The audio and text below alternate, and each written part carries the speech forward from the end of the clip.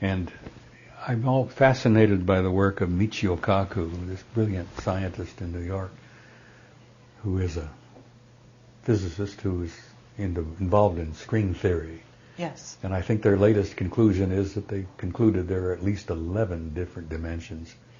And I've always said that death, when we die, the soul, which I believe is an immortal living creature in itself, simply goes over to the next dimension, which we look upon as death. Well, it isn't death, it's just a higher form of life. Yeah. And I've been making my plans recently to make the transition. As Marcia says, don't get up alone to go tonight. I haven't bugged her quite enough yet. Well, I hope that you stay with us for quite a while longer, because you're a wonderful, enlightened being to be around. Question. I have one last question, and then I'll let, if Bill has a question, he can go ahead. 2012, have you been told, either by your military contacts, people in the deep black secret government, and or by your alien contacts, anything about that period of time? It isn't the end of anything. Mm-hmm. It's the beginning. My conclusion is, and I have not been given blah, blah, blah, this is what's going to happen. I've concluded that it involves probably major contact. I mean major. If you think the Phoenix Lights, which I'm sure you're familiar with, sure. You're familiar with the Hudson Valley incident some years back, mm-hmm. which makes the Phoenix Lights look like nothing, as I said, small potatoes. I think that these exposures, these flyovers, are going to probably gently continue to increase, and I think in 2012 somehow, I anticipate, and I hope to hang around maybe that long, if I can get my arthritis to settle down, I think it's major contact. I think we're going to have it whether we like it, whether we're ready for it or not.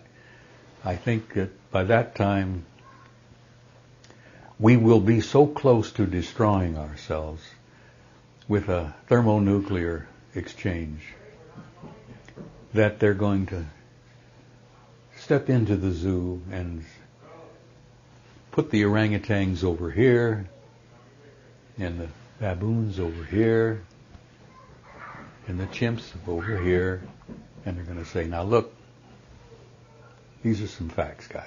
It's time to wake up, time to grow up. This is what Robert Heinlein called graduation day. Has it occurred to you, I'm not sure if you've heard Dan Burrish's testimony or seen his interview. We did an interview with him in which he talks about the fact that from what he's been told, some of the aliens that have come to visit were time-traveling humans from the future.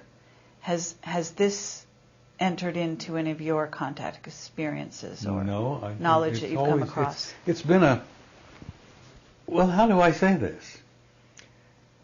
It's been a given to me that time travel is a reality. Now, I don't know that I have been told that, but I seem to instinctively accept it and understand it, that time as we understand it, and this dimensional thing of time and space, is so primitive and so fundamental. Time is infinite, space is infinite, and time and space is connected so deeply involved together that time travel is just accepted. It's a given. Now, this primitive little society here still likes to play with the idea, make movies and all that, and tell stories and wonder. And to me, the fact that some of these dimensional people, that in itself is a form of time travel. Mm-hmm. When you come here from another dimension that is so totally different in so many respects from what we have here, you're literally coming from another time. Now, whether it's our time at another time and place, You see, we are so limited in our concept physically, in terms of physics and all, that we really can't even discuss it. We are entering the end of the great year.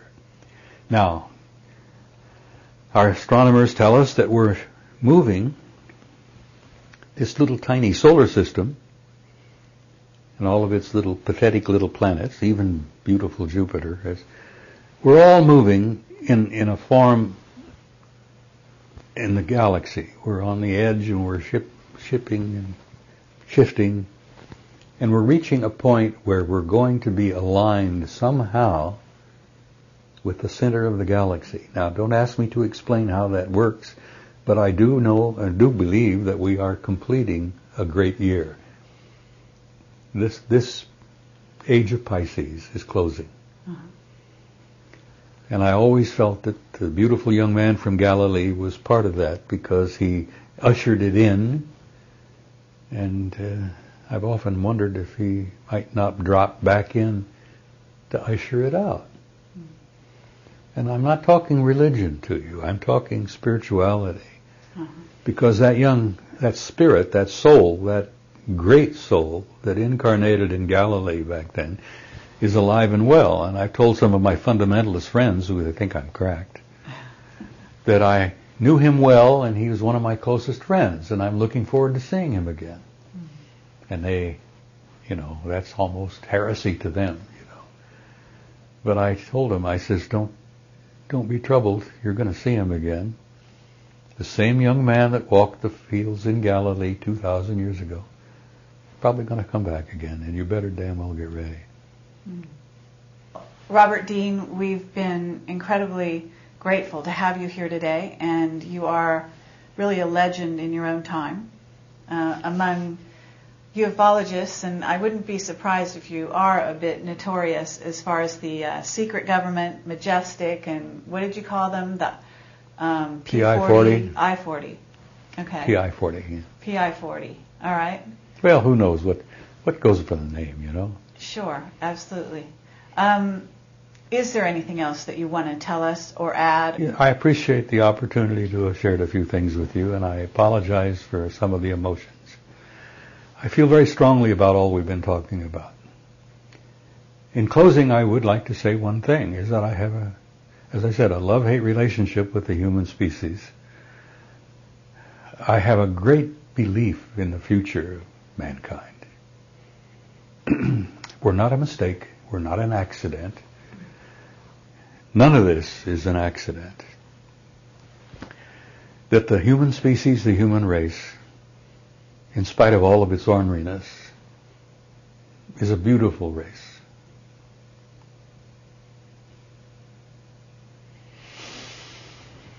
And it has a future. And that I have a deep, deep belief that in time we're going to go out there and take our rightful place where we began, our home in the stars. Garbage here. I've given you a lot of material. If within that mass of stuff I've shared, if you can find one or two items that are worth keeping, that's fine. But as I said, I have a love-hate relationship with the human species, and I just know what we could be and what we're not.